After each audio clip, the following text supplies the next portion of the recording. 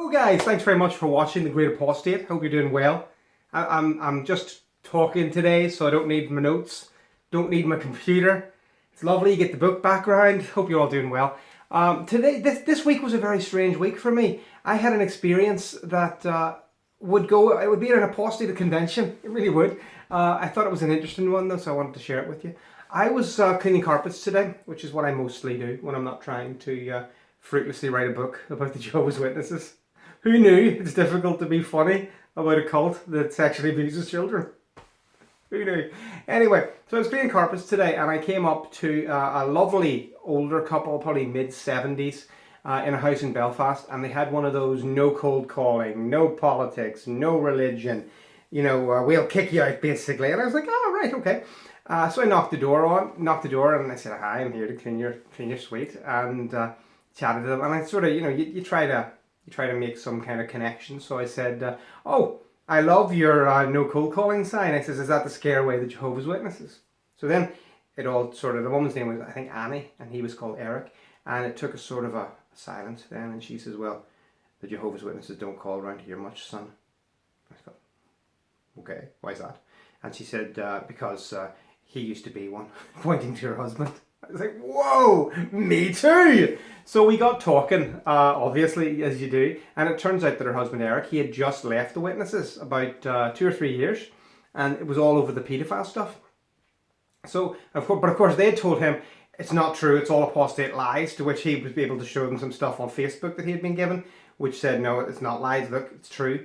They had then said, oh, well, it's just over there, just in America, it's just in Australia, not here. And he was saying, no, it is here. And of course, from my experience, I know that's a fact as well. Because we had paedophiles in our congregation, more than one. We had many, at least 4 that I know of in my congregation. So anyway, I got chatting to Eric, and it was the strangest thing, because although he was sort of computer savvy, he was like old person computer savvy, in that he knew how to use YouTube, but not well. And he knew how to order stuff off Amazon and maybe look at the BBC site. And that was literally it. Click the Daily Mail, that's about the height of it. So I started talking to him. I said, have you ever heard of Raymond Franz? Yes, I have. Did you know he left as an apostate? No. Did you know he wrote a book about it? What? So, sorry Mike and Kim for this one, and the lady who's getting one. I sent him on the direction where he can read the book. But have no fear, because when it comes out, I'll buy 2 copies for it, okay? But he was stunned and amazed. This poor old fella had spent the last couple of years still getting the magazines, because he was still sort of half a believer, and he'd been getting the magazines, and he'd been told, that, oh, it's your fault, you need to come back to Jehovah. And he thought he was on his own. He thought that there was nobody else, and it was just him was the one who having a problem. He didn't know that there's more ex-Jehovah's Witnesses than there are current Jehovah's Witnesses. So I thought that was awesome. The sad bit came when I was talking to the lady Annie. And she had said to me, after he went out to go get me some payment, which Neil got to get paid, she said to me, do you know, I love him, but it's been so hard being married to him and raising children with him when he was a Jehovah's Witness. I was like, wow, I'm sorry to hear that. Why? People get very close to their carpet cleaners, obviously. I said, why is that? And then she started explaining. She talked about Christmas. She said how the only Christmas decorations they were allowed in the whole house was in the kids' bedrooms. And if she bought them Christmas gifts and hid them, he would deliberately take them and then give them to the kids before Christmas. And when she complained, he would say, every day should be Christmas for children. And, of course, every day is not Christmas for Jehovah's Witness children. Let's get that straight. And then the other things he would do is he would refuse to sit in the house during Christmas Day. So he would sit grumpily in his own garage on his own, and he would only eat corned beef sandwiches. And I told my mum this, and my mum was like, wow, he must have been a bit nuts. And then I thought, no, but I know loads of people who would have done that. And it's so sad, because this is supposedly a religion which is preaching tolerance and love, and it's supposed to make people's lives better, and it basically made a family's life mostly miserable at every major holiday. And that's so sad. Obviously he's not like that anymore, but I asked him to his face, I said, do you celebrate Christmas now? And he says, no, not really.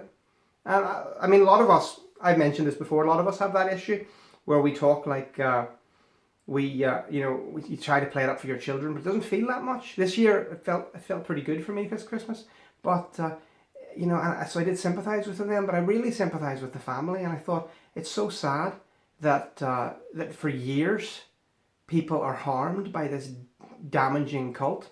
And I mean, this message isn't really for the ex-Jehovah's Witnesses. It's for anyone who listens to this, who stumbles on, and you're a Jehovah's Witness. If you think you're doing a good thing, if you think you're raising a family in a good way, you're not. All you're doing is harming them. And I hope you know that. I hope you can understand that. That's where I'm going to leave that then. The other thing I wanted to say in my Today and Awesome section, I wanted to tell you about a book I read. I listen mostly to audiobooks, so I'm kind of a cheap reader, but because I'm outdoors driving all day. But I was listening to a book called Metro by Dmitry something or other. He's a Russian writer, and it's been translated into English, which makes it all sound a bit posher than it is. But all it is was a science fiction book, sort of a post-apocalypse nuclear war's end story set in the Russian metro, and which, if you don't know, is also a large series of bunkers. Anyway, it's 34 years later, and in the bunker, Dmitry, his character, is trying to work his way between each station, and they've all become little separate tiny city-states with a few thousand citizens living huddled in them, trying to survive. And he makes his way through, learning stuff on the way. Yada, yada, yada. Well, at one point, he gets robbed, loses all his stuff, and he gets taken in by a cult. And I started listening to the cult, and they talked about, oh, brother, we're going to help you, brother. And I thought, oh, okay, like monks. And then they said, come, we're going to go to our sanctuary, which we call the Watchtower. And I was like, hello, what's this?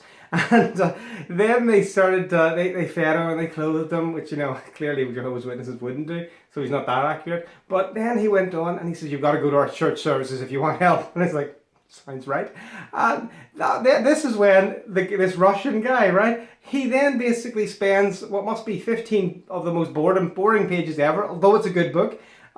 He then spends these pages basically dictating a Watchtower Study where the guy reads them and then he recites the answers. They're not allowed to recite the answers, but it's a Watchtower Study and the leaders are called elders. It is, oh my goodness. I was sitting there going, can I ever escape the Jehovah's Witnesses?